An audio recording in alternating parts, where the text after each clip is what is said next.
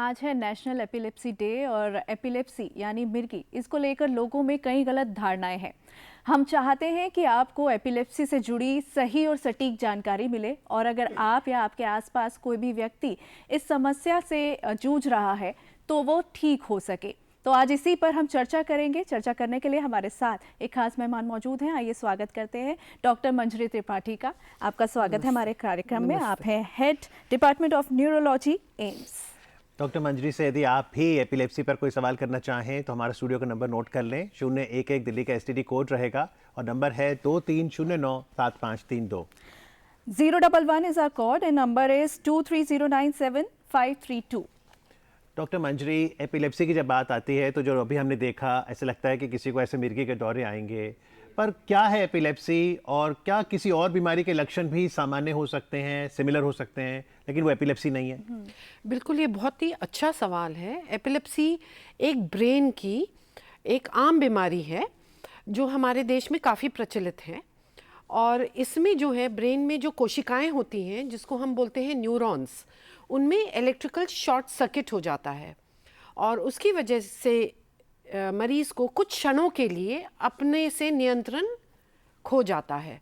तो छोटी प्रकार की मिर्गी होती है और बड़ी प्रकार की मिर्गी होती है जी। छोटी प्रकार की मिर्गी में वो कुछ क्षणों के लिए खो जाता है, पता भी नहीं चलता है, और बड़ी वाली मिर्गी में वो गिर सकता है, हाथ पैर हिल सकते हैं और चोट भी लग सकती है, जल सकते हैं, फ्रैक्चर हो सकते हैं। छोटी वाली मिर्गी कितने सेकंड्स के लिए हो सकती है? छोटी वाली मिर्गी अक्सर 10 सेकंड से 1 मिनट के अंदर खत्म हो जाती है। जरूरी नहीं वो गिरे, वो बस थोड़ा लड़खड़ाकर बस लड़खड़ा के या कुछ अजीब हरकत कर सकता है, जैसे मुंह को चलाना या हाथ को चलाना या फिर एकटक देखना, तो वो छोटी मिर्गी है। और बड़ी वाली में पूरे ब्रेन की शॉर्ट सर्किट है, तो उसमें मरीज गिर जाता है और हाथ पैर जोर जोर से झटकता है। 2-4 मिनट हो सकता है। और कई बार तो पेशाब का भी नियंत्रण खो जाता है और पेशाब भी हो जाती है, मुंह से झाग निकलती है और चोट भी लग सकती है।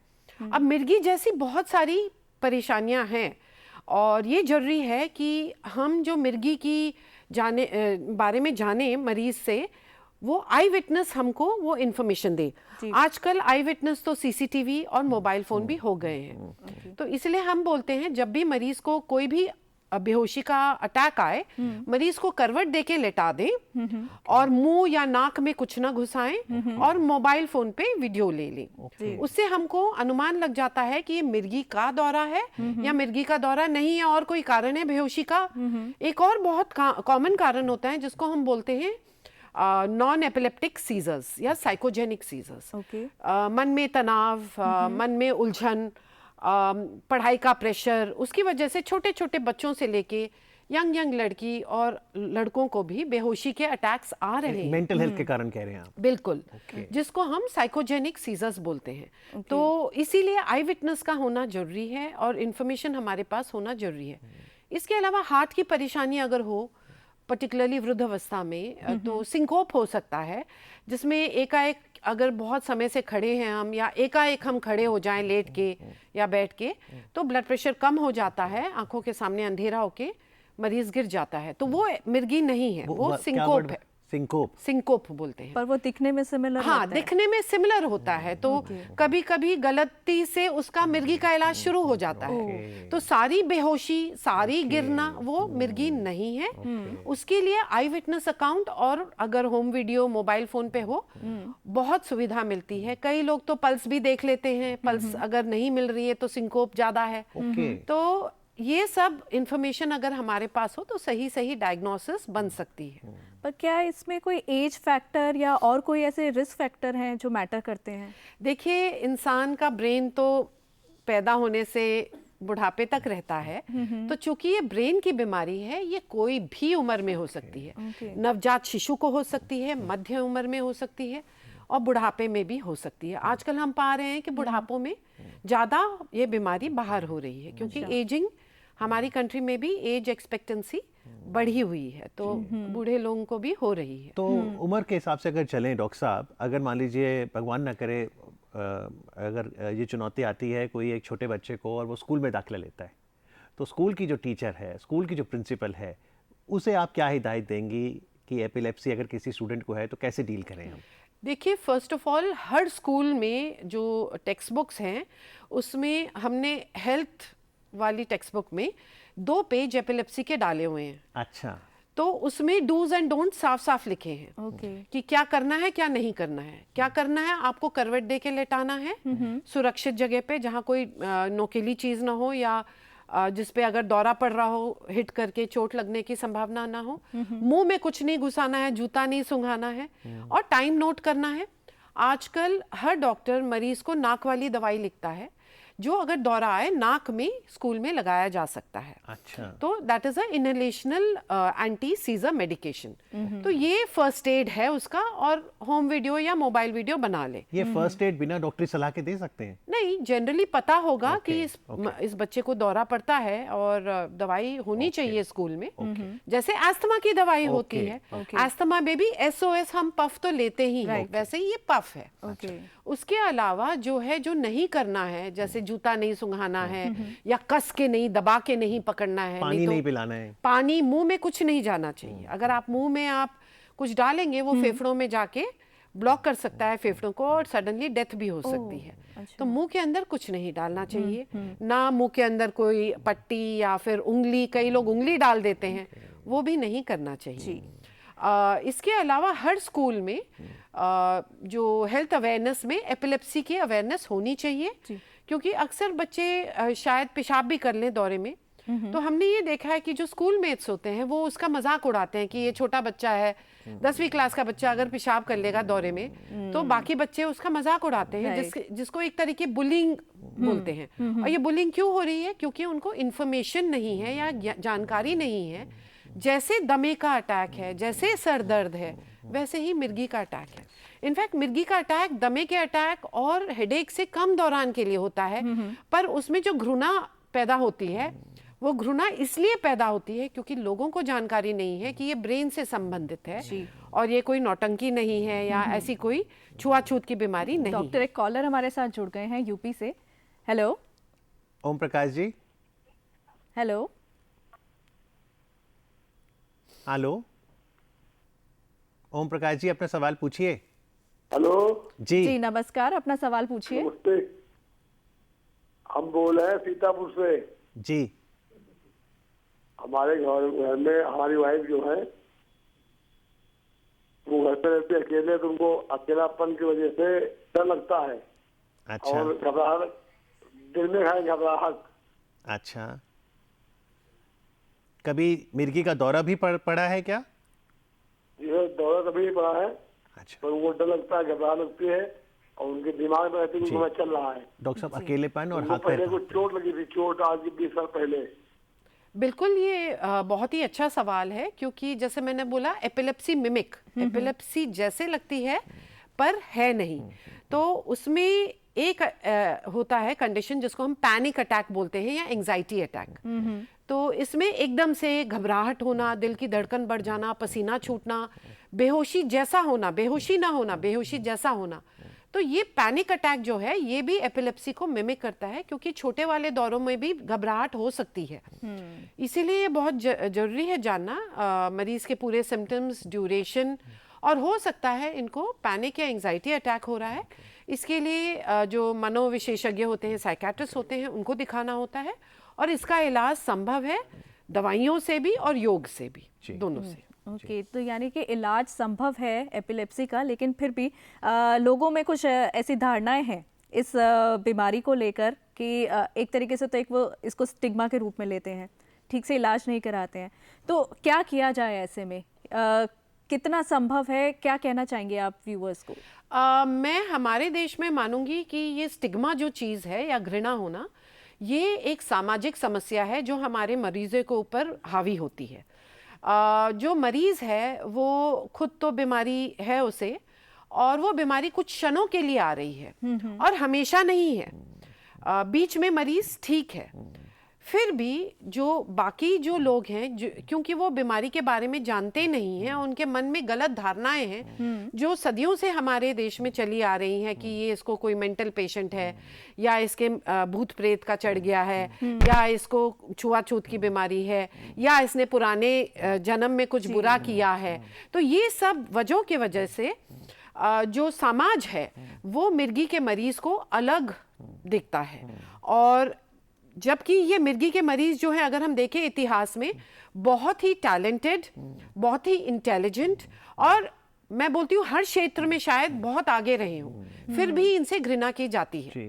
ये इसलिए हो रहा है कि बाकियों को इस बीमारी के बारे में पढ़ाया और समझाया नहीं जा रहा है। दूसरा है, चूंकि मरीज अपने आप को थोड़ा अलग पाता है, तो इनएक्टेड या परसीव स्टिग्मा भी होता है, या सेल्फ फेल्ट स्टिग्मा, कि मरीज अपने आप को दूसरों से अलग मानता है। हमारे रिसर्च में पाया गया है, जो अभी अभी एक बहुत अच्छी जर्नल में पब्लिश हुआ है, कि जो योग है उससे जो परसीव स्टिग्मा है ये खत्म किया जा सकता है ह्यूजली। तो दवाई और योग दोनों हम एपिलेप्सी के मरीजों को हम सिखाते हैं, बट जो सामाजिक स्टिग्मा है उसके लिए हमको समाज को एजुकेट करना जरूरी है, क्योंकि अगर बच्चे को दौरा आए तो अक्सर दूसरे माँ बाप बोलते हैं इस बच्चे को स्कूल से निकालो। दूसरा है, अगर जो काम कर रहा है उसको काम की जगह पे दौरा आ जाए, तो कोई ना कोई कारण से जो बॉस है जिसको समझ नहीं है इस बीमारी की, वो भी काम से निकाल देता है। अगर शादीशुदा औरत को दौरा आ जाए तो हो सकता है सास ससुर उसको वापस घर भेज देंगे, हम अक्सर देखते हैं। वही अगर शादीशुदा लड़के को दौरा आ जाए तो ये रिएक्शन नहीं होता है। डॉक्टर साहब, इस पे मैं आपसे पूछूंगा, क्योंकि इस साल एक फिल्म आई थी बवाल, वरुण धवन जानवी कपूर, बहुत ही अच्छी पिक्चर बहुत ही अच्छी पिक्चर। लेकिन फिलहाल बनारस चलते हैं, जहां से गौरव जी हैं फोन लाइन पर। हेलो। हाँ जी सर, नमस्कार। नमस्कार जी। हाँ जी सर, मैं आपका ये अभी प्रोग्राम देख रहा हूँ, इसमें मैम ने कहा था कि ये किसी भी एज में किसी को हो सकता है जी। तो मैम से मुझे पूछना है कि ये क्या प्रिकॉशंस रखे, जैसे कोई स्वस्थ मनुष्य है कि उसके अंदर अभी कोई प्रॉब्लम मानसिक वाली नहीं चल रही है, मिर्गी के दौरे या ऐसे दौरे आने की, पर ऐसी स्थिति बन जाती है लाइफ में लोगों के, तो हमको क्या प्रिकॉशंस रखने चाहिए कि जिससे आने वाले समय में इससे बचा जा सके, क्योंकि ये किसी को भी हो सकता है। जी। ये बहुत ही अच्छा सवाल है। बदकिस्मती से हमारे देश में कोई प्रिकॉशन नहीं बरतते हैं। नवजात शिशु की सही से पालन, बहुत ज्यादा लोग ना आए घर में जहां नवजात शिशु है, ताकि इन्फेक्शन ना हो। जो डिलीवरी का प्रोसेस है वो सही अस्पताल में हो, जहां बच्चों के डॉक्टर हो और गायनेकोलॉजिस्ट हो, घर पे ना हो, ताकि जो बर्थ प्रोसेस में हाइपोक्सिया होता है या हाइपोग्लाइसीमिया होता है उससे बाद में दौरे ना आए। तो इंस्टीट्यूशनल डिलीवरी पे बंद बिल्कुल। और उसके बाद भी इन्फेक्शन, ब्रेन इन्फेक्शन से हमको बचना है, जैसे डेंगू हो जाता है, एंसेफेलाइटिस हो जाता है, मच्छरों की वजह से। मच्छर क्यों पनपते हैं? गंदगी की वजह से। तो अपने आसपास को साफ रखना ये भी बहुत इंपॉर्टेंट है। एक और बहुत इंपॉर्टेंट कारण हमारे देश में है, वो है फूड हाइजीन। फूड जो है, जो हमारा खान पान का पदार्थ है, वो जमीन के पास पड़ा रहता है, सब्जी जमीन पे बिक रही होती है। लोग आजकल तो काफी कम हो गया है पर स्वच्छ भारत अभियान में, पर लोग अभी भी खुले में शौच अगर कर रहे हैं और उनके पेट में कीड़े हैं, जिसको हम टेपवर्म्स के कीड़े बोलते हैं, तो उनके जो अंडे हैं वो सब्जी में घुस जाते हैं। और वही अगर हम बिना धोए कच्ची खा रहे हैं, जैसे कच्ची मूली खा ली, कच्ची गाजर खा ली, या कैबेज खा लिया मोमोज में या बर्गर में, तो वो हमारे ब्रेन में प्रवेश करता है और दौरे करता है। तो ये फूड वाटर हाइजीन बहुत ही इंपॉर्टेंट है। इसके अलावा हेड इंजरीज, अब हमारे देश में कुछ पिक्यूलियर रूल्स हैं। आप रिलीजन के बेस पे हेलमेट पहनने की जरूरत नहीं है, आप पीछे बैठे हैं तो हेलमेट पहनने की जरूरत नहीं है, पर जहां स्कूटर गिरा आगे वाला भी गिरेगा और पीछे वाला भी गिरेगा। अगर उसने हेलमेट नहीं पहना है उसका खोपड़ा फूटेगा, अगर फूटेगा तो बाद में दौरे आएंगे। ये सारे प्रिवेंटेबल कारण हैं। और बदकिस्मती से हर स्टेप पे ये हमारे देश में अवेयरनेस नहीं है लोगों को, ना वो सावधानी बरतते हैं और सोचते हैं कि हमको हेलमेट पहनना है जहां 100 मीटर में पुलिस दिख रहा है जी। तो हेलमेट हमको पहनना है हमारे प्रोटेक्शन के लिए, ताकि हमको बाद में मिर्गी ना हो, क्योंकि ब्रेन जो है एकदम ही डेलिकेट ऑर्गन है और अगर इसमें कोई भी चोट पहुंचती है तो दौरा आ सकता है जी। नागपुर से एक कॉलर हमारे साथ जुड़ गए हैं। हेलो संतोष जी। हेलो जी, नमस्कार, अपना सवाल पूछिए।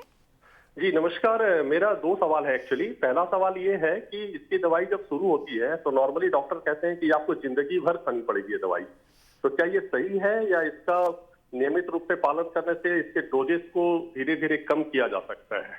जी डॉक्टर साहब, देखिए, दवाई का कोई एक मरीज की मिर्गी जो है दूसरे मरीज की मिर्गी समान नहीं होती है। अच्छा। मिर्गी एक अम्ब्रेला टर्म है जिसके नीचे बहुत सारी कारण और टाइप्स की मिर्गी है। तो कई मिर्गियां होती हैं जिनको हम बोलते हैं सेल्फ लिमिटिंग। सेल्फ लिमिटिंग मतलब 2 साल दवाई खाई और हमने ईजी किया, ईजी नॉर्मल आया और डॉक्टर ने फिर धीरे धीरे दवाई कम की क्योंकि वो सेल्फ लिमिटिंग मिर्गी है। ईजी क्या मतलब? ईजी मतलब एक जांच होती है, नॉन पेनफुल जांच है। सर पे छोटे छोटे इलेक्ट्रोड लगाते हैं जो ब्रेन की एक्टिविटी को पिकअप करते हैं और मिर्गी की एक्टिविटी को पिकअप करते हैं। तो 2 साल अगर आप दौरे बिल्कुल नहीं है और वो सेल्फ लिमिटिंग एपिलेप्सी है और ईजी जो किया वो नॉर्मल आया, उसमें दौरे का कोई वेवफॉर्म नहीं आया, तो डॉक्टर धीरे धीरे करके दवाई कम करता है एक के बाद एक। पर कई मिर्गियां होती हैं जो पर्टिकुलरली टीनेज में शुरू होती हैं। ये सेल्फ लिमिटिंग नहीं होती हैं पर इस तरीके से अच्छी होती है कि दवाइयों से पूरी कंट्रोल में रहती है। उसमें हमको लंबी दवाई देनी पड़ती है, सालों तक। तो उसमें फिर हम मरीज को बताते हैं कि आपकी लाइफस्टाइल कैसे होनी चाहिए। आपको सोना है 7 से 8 घंटे, ज़्यादा स्ट्रेस नहीं लेना है, मोबाइल टाइम आधे घंटे से ज़्यादा नहीं, टीवी टाइम आधे घंटे से ज़्यादा नहीं, बहुत ब्राइट लाइट्स का, डिस्को लाइट्स वगैरह ये नहीं, शराब का सेवन, ड्रग्स का सेवन ये नहीं करना है। और ये दवाई जो है पहले 2 साल फुल डोज में चलेगी और उसके बाद हल्की सी कम होगी पर बंद करने में 80% चांस है दौरा आएगा। पर डॉक्टर मंजरी दवाई करती क्या है? दवाई ली तो करती क्या है? बेसिकली जो है हमारे ब्रेन में 2 टाइप के केमिकल्स हैं। एक केमिकल होता है जो हमको स्टिमुलेट करता है, ठीक है, वो जरूरी भी है मेमोरी फॉर्मेशन के लिए, पर अगर अधिक मात्रा में हो तो दौरे पैदा करता है। और एक केमिकल है जो इनहिबिट करता है, जो सप्रेस करता है, जिसको हम गैबा बोलते हैं। तो गैबा अगर बहुत कम हो जाए और ये जो एक्साइटेटरी केमिकल है बढ़ जाए तो दौरा पड़ेगा। तो ये बेसिकली केमिकल लोचा है। उसकी वजह से ये जो दवाइयां हैं, 2 प्रकार की दवाइयां हैं, या तो एक्साइटेशन वाले केमिकल को कम करेंगी या इनहिबिशन वाले केमिकल को ज्यादा करेंगी। तो बेसिकली ये जो आपके ब्रेन में केमिकल की कमी है या ज्यादा है उसी को सेट कर रही है। ये कोई जहरीली चीज नहीं है। सही डोज में उसको मॉनिटर करके बिना साइड इफेक्ट हम लंबा मरीज को दवाई दे सकते हैं।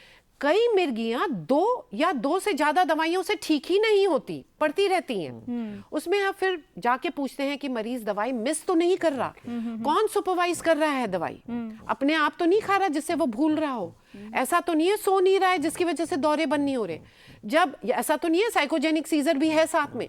जब ये रूल आउट हो जाए तो हम इसको ड्रग रेजिस्टेंट एपिलेप्सी बोलते हैं। उसके लिए फिर एडवांस्ड जांचें होती हैं। डॉक्टर क्या इस पे सर्जरी की भी जरूरत पड़ जाती है? अगर ड्रग रेजिस्टेंट एपिलेप्सी है जिसमें 2 दवाइयां फेल हो रही हैं और फिर भी दौरे नियंत्रण में नहीं आ रहे हैं, तो आपको ऐसे सेंटर जाना होता है जहां पे एपिलेप्सी प्रोटोकॉल एमआरआई हो रहा हो। जिस एमआरआई में 1 घंटा लगता है करने में, बहुत पतले सेक्शंस का एमआरआई होता है। वो वीडियो ईजी नामक एक जांच होती है जिसमें हम मरीज को एडमिट करके 1 हफ्ता 10 दिन रखते हैं और 3 या 3 से ज्यादा दौरे को डॉक्यूमेंट करते हैं कि वो दौरा कैसे हो रहा है देखने में और ब्रेन के अंदर कहाँ शुरू हो रहा है। अगर एमआरआई में एक चीज दिख रही है, मान लो यहाँ पे, और वीडियो ईजी में भी दौरे यहीं से आ रहे हैं, तो फिर इसकी मुख्य ट्रीटमेंट या क्योर है सर्जरी। अगर बहुत पूरे ब्रेन से दौरा आ रहा है या अलग अलग जगह से आ रहा है तो फिर हमारे सेंटर में स्पेशलाइज्ड डाइट्स हैं जिसको हम modified Atkins diet, ketogenic diet बोलते हैं। उसकी भी हमारे पास इंडियन रेसिपीज हैं, वो हम देते हैं, योग हम देते हैं। अगर वो भी फेल हो रहा है तो हम बैटरी लगाते हैं जिसको हम VNS बोलते हैं। तो हर प्रकार का इलाज आज के दिन में हमारे देश में उपलब्ध है। राइट। 30 सेकंड रह गए, जो बवाल फिल्म का क्वेश्चन अधूरा रह गया था, अच्छी लगी आपको फिल्म? बिल्कुल, बहुत अच्छी पिक्चर थी क्योंकि उसमें एक मैसेज दी है और वो मैसेज एक पॉजिटिव मैसेज है और ये मैसेज हर एक को जानना जरूरी है कि मिर्गी हो लड़की को फिर भी शादी हो सकती है, बच्चे हो सकते हैं और नॉर्मल जीवन वो व्यतीत कर सकती है। चलिए, उम्मीद है कि आज जब 17 नवंबर राष्ट्रीय एपिलेप्सी दिवस के रूप में मनाया जा रहा है तो इस विषय पर चर्चा होगी ताकि भ्रांतियां हटें और एक अवेयरनेस आए। आज कार्यक्रम में आके जानकारी देने के लिए डॉक्टर मंजरी आपका बहुत बहुत धन्यवाद। बहुत बहुत धन्यवाद। Thank you.